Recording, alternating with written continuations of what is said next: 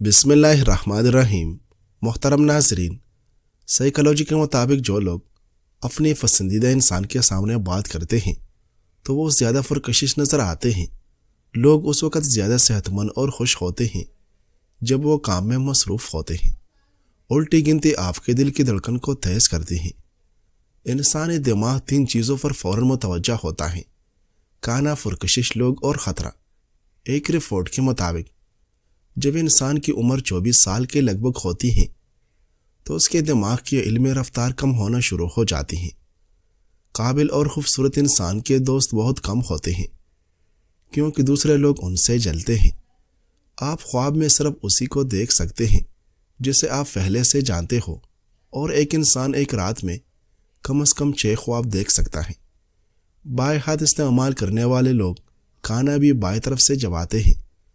دنیا کی ساری چیزیں ٹھوکر لگنے سے ٹوٹ جاتی ہیں، مگر صرف انسان وہ چیز ہے جو ٹھوکر لگنے کے بعد بنتا ہے۔ ناظرین، تفسیر ابن کثیر میں ایک غریب و عجیب واقعہ مذکور ہے کہ ام المؤمنین عائشہ رضی اللہ عنہا فرماتی ہیں کہ دومۃ الجندل کی ایک عورت نبی کریم صلی اللہ علیہ وسلم کے انتقال کے تھوڑے ہی زمانے بعد آپ کی تلاش میں آئی، اور جب اسے آپ صلی اللہ علیہ وسلم کے انتقال کی خبر ملی تو بے چین ہو کر رونے لگی۔ میں نے اس سے پوچھا کہ آخر کیا بات ہے؟ اس نے کہا، مجھ میں اور میرے شوہر میں ہمیشہ نہ چاکی رہا کرتی تھی۔ ایک مرتبہ وہ مجھے چھوڑ کر کہیں نامعلوم جگہ چلا گیا۔ میں نے ایک بڑھیا سے یہ سب ذکر کیا تو اس نے کہا، جو میں کہوں وہ کرو، خود بہت تیرے پاس آ جائے گا۔ میں تیار ہو گئی۔ رات کے وقت وہ بڑھیا 2 کتے لے کر میرے پاس آئی۔ ایک پر وہ خود سوار ہوئی اور دوسرے پر میں بیٹھ گئی۔ تھوڑی دیر میں ہم دونوں بابل پہنچ گئے۔ میں نے دیکھا کہ 2 شخص الٹے لٹکے ہوئے ہیں اور لوہے میں جکڑے ہوئے ہیں۔ اس عورت نے مجھ سے کہا، ان کے پاس جا اور ان سے کہہ کہ میں جادو سیکھنے آئی ہوں۔ میں نے ان سے جادو سیکھنے کا کہا تو انہوں نے کہا، سن، ہم تو آزمائش میں ہیں، تو جادو نہ سیکھ، اس کا سیکھنا کفر ہے۔ میں نے کہا، میں تو سیکھوں گی۔ انہوں نے کہا، اچھا پھر جاؤ، اس تنور میں پیشاب کر کے آؤ۔ میں گئی، ارادہ کیا، لیکن کچھ دہشت طاری ہو گئی۔ میں واپس آ گئی اور کہا، میں فارغ ہو آئی ہوں۔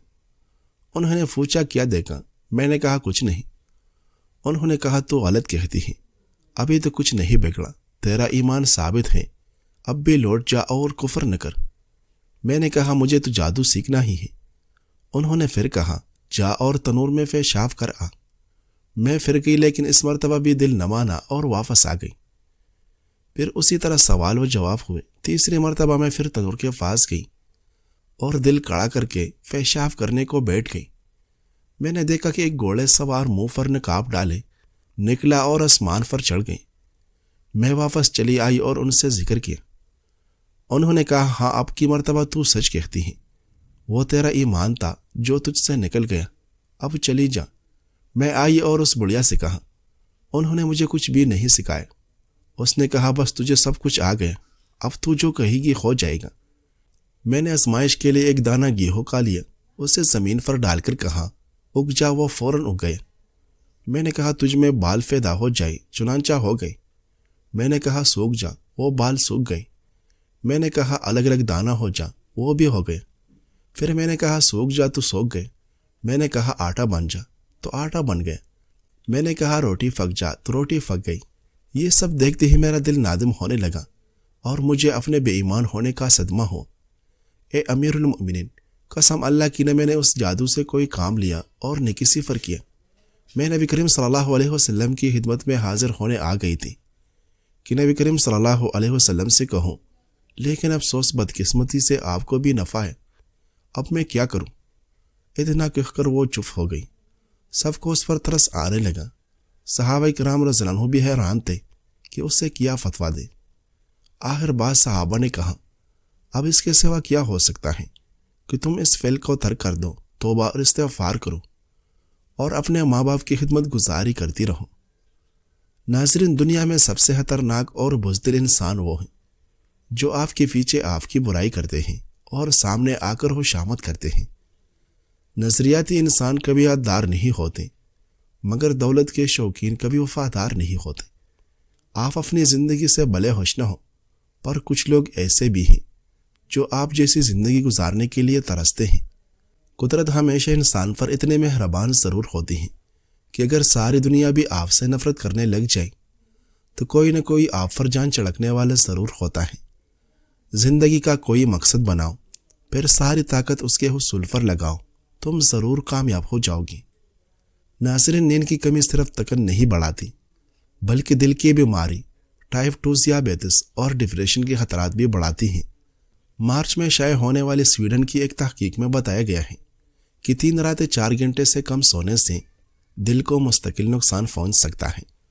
پرسکون نیند کے لیے ماہرین نے 4 کامیاب مشورے دیے ہیں۔ گرم شاور لینا۔ ماہرین کے مطابق سونے سے قبل گرم شاور لینا جسم کو نیند کا سگنل دیتا ہے۔ ایک گرم شاور جسم کے ٹیمپریچر کو نیند کے لیے تیار کرتا ہے۔ جب جسم گرم ہوتا ہے اور پھر آہستہ آہستہ ٹھنڈا ہوتا ہے تو اس سے نیند کا سگنل ملتا ہے۔ تاہم غسل کے لیے پانی بہت گرم نہیں ہونا چاہیے بلکہ صرف ہلکا گرم ہو۔ وقت کی پابندی۔ ماہرین کا کہنا ہے کہ روز ایک ہی وقت پر سونا اور جاگنا سب سے مؤثر عادت ہے۔ مستقل ٹائم ہمارے باڈی کلاک کے لیے اینکر کا کام کرتا ہے، جبکہ نیند کے بے قاعدگی سے ہارمون کا نظام بگڑ جاتا ہے۔ اگر جاگنے کا وقت بدلتا رہے تو جسم کو پتہ نہیں چلتا کہ کولیسٹرول نامی ہارمون کب جاری کرنا ہے، جو جاگتے ہوئے چست چاقوچبن رکھتا ہے، جبکہ اگر سونے کا وقت غیر معین ہو تو نیند لانے والے ہارمون یعنی میلاٹونن متاثر ہوتا ہے۔ دیگر ریسرچ کے مطابق جو لوگ روزانہ آدھی رات کے بعد سوتے ہیں ان میں ہارٹ اٹیک کا خطرہ 60% زیادہ پایا گیا ہے۔ صبح درست طریقے سے جاگنا۔ ماہرین کے مطابق اچھی نیند رات سے نہیں بلکہ صبح سے شروع ہوتی ہے۔ صبح باہر جا کر قدرتی روشنی لینا میلاٹونن کا بنانا بند کرتا ہے اور باڈی کلاک کو دن کے آغاز کا پیغام دیتا ہے، جس کے بعد ناشتہ خون میں شکر کو مستحکم کر کے جسمانی نظام کو منظم و متحرک کرتا ہے۔ جو کچھ ہم دن بھر کرتے ہیں وہ ہماری رات کی نیند کو بہتر یا بدتر بناتا ہے۔ بستر کو نو اسکرول زون بنانا۔ ماہرین کا کہنا ہے کہ سونے سے پہلے سوشل میڈیا دیکھنا، خبریں پڑھنا یا چیٹنگ کرنا دماغ کو الٹر رکھتا ہے اور نیند کو روکتا ہے۔ اسکرولنگ دماغ کو ایکٹیو رکھتی ہے، ہارمون کو بیداری کے موڈ میں لے آتی ہے اور میلاٹونن بننے کے عمل کو روک دیتی ہے۔ ماہرین کے مطابق فون کو بیڈ روم سے مکمل طور پر نکالنا ضروری نہیں، لیکن کم از کم سونے سے 1 گھنٹہ پہلے اسکرین سے دور رہنا بہتر ہے۔ ناظرین، اسٹرابیری میں موجود فولی فینول دماغ کی کارکردگی کو بہتر بنانے، یادداشت کو محفوظ رکھنے اور بڑھتی عمر میں ذہنی صلاحیتوں کو سہارا دینے میں معاون ہے۔ اسٹرابیری میں فائبر کی وافر مقدار پائی جاتی ہے جو ہاضمہ بہتر کرتی ہے، قبض کو روکتی ہے اور آنتوں میں مفید بیکٹیریا کی نشوونما میں مدد دیتی ہے۔ ناظرین، حضرت سلیمان علیہ السلام کے دور میں ایک شخص نے ایک خوبصورت پرندہ خریدا۔ وہ جب چہچہاتا تو نہایت دل فریب اور خوش مزاج آواز سے وہ شخص بہت مسرور ہوتا، گویا اس پرندے کی آواز بہت ہی سریلی اور پیاری تھی۔ ایک دن اچانک اس پرندے کے پاس اسی کے جیسا ایک اور پرندہ آیا اور اپنی زبان میں کچھ باتیں کی اور چلا گئے۔ پنجرے میں موجود پرندہ بالکل خاموش ہو گئے، گویا ایسا ہو گئے جیسے وہ گونگا پرندہ ہے۔ اس کے مالک نے 2-3 دن انتظار کیا مگر پرندہ بالکل خاموش۔ شخص حضرت سلیمان علیہ السلام کی بارگاہ میں اس پرندے کو پنجرے سمیت لایا اور شکایت کی کہ یہ بہت مہنگا پرندہ خریدا تھا، اس کی آواز مجھے مسرور کرتی ہے مگر اب نہ جانے کیا ہوا کہ بولتا ہی نہیں۔ حضرت سلیمان علیہ السلام جو جانور چرند پرند سب کی بولیاں جانتے تھے نے اس پرندے سے پوچھا کیا وجہ ہے جو تم خاموش ہو گئے ہو۔ وہ پرندہ عرض گزار ہوا، اے اللہ کے برحق نبی، یہ شخص سمجھتا ہے میں خوش ہو کر چہچہاتا ہوں، مگر حقیقت یہ ہے کہ میں دیگر آزاد پرندوں کو دیکھ کر روتا ہوں کہ کاش میں بھی آزاد ہوتا تو کتنا اچھا ہوتا، مگر یہ میری زبان نہیں سمجھتا تو یہ خیال کرتا ہے جیسے میں بہت خوشی سے گنگنا رہا ہوں۔ پھر ایک دن میرا ایک ہمجنس میرے پاس آیا اور کہا کہ یہ شخص تیری زبان نہیں سمجھتا بلکہ سمجھتا ہے کہ تو بہت سریلی آواز کے ساتھ خوشی خوشی چہچہا رہا ہے۔ اگر تم اس کی قید سے آزاد ہونا چاہتے ہو تو رونا چھوڑ دو، بولنا فریاد کرنا بھی چھوڑ دو کہ اس پر تمہارے الفاظ اثر ہی نہیں کرتے، کیونکہ یہ تمہارے درد کو سمجھ ہی نہیں سکتا۔ بس پھر کیا تھا، میں تب سے خاموش ہو کر صبر کر رہا ہوں۔ حضرت سلیمان علیہ السلام نے اس شخص سے کہا کہ پنجرہ کھول دو اور اس کو آزاد کر دو، کیونکہ اب یہ پنجرے میں کبھی نہیں بولے گا۔ اس شخص نے کہا اگر اب یہ خاموشی رہا تو بلا وجہ اس کو رکھ کر میں کیا کروں گا؟ لہٰذا اس نے سلیمان علیہ السلام کے حکم کی اتباع کرتے ہوئے پنجرہ کھول دیا۔ وہ فرندہ فوراً اڑ کر درخت کی شاخ پر بیٹھا اور اس شخص کو دیکھ کر کچھ چکا کر اڑ گیا۔ اس شخص نے حضرت سلیمان علیہ السلام سے عرض کی کہ یہ کیا کر گیا ہے؟ آپ علیہ السلام نے فرمایا کہ اس نے کہا کہ اگر تو بھی اپنے غموں اور مصائب سے آزاد ہونا چاہتا ہے تو خاموش ہو جا اور صبر کر، کسی سے کچھ شکایت نہ کر، تو تجھے بھی ایک دن سارے غموں سے نجات مل جائے گی۔ ناظرین، آدمی کی حماقت 3 چیزوں سے معلوم ہوتی ہے: فضول اور بے معنی باتیں کرنا، جو بات نہ پوچھو اس کا جواب دینا، بنا سوچے سمجھے ہر کام کو شروع کر دینا۔ حضرت ابو ہریرہ رضی اللہ عنہ کہتے ہیں کہ میں نے اس منبر رسول صلی اللہ علیہ وسلم پر حضرت صدیق اکبر رضی اللہ عنہ کو یہ کہتے ہوئے سنا ہے کہ آج ہی کے دن گزشتہ سال میرے نبی صلی اللہ علیہ وسلم کو یہ فرماتے ہوئے سنا تھا، اور یہ کہہ کر آپ رو پڑے اور آپ کی آنکھوں سے آنسو جاری ہو گئی۔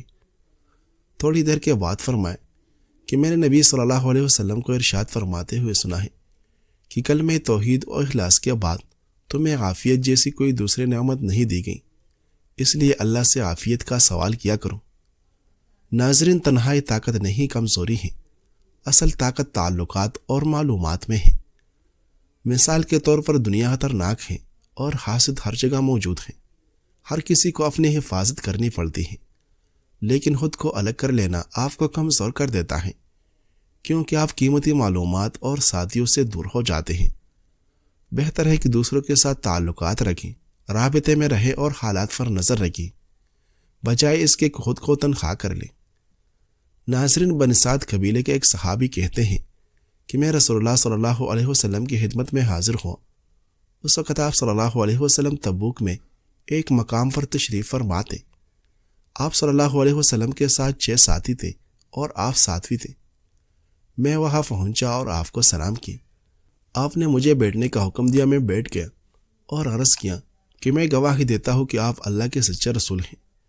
نبی کریم صلی اللہ علیہ وسلم نے فرمایا، تم نے فلاح پالی ہے۔ پھر حضرت بلال رضی اللہ عنہ کو آواز دی اور فرمایا، بلال ہمیں کھانا کھلاؤ۔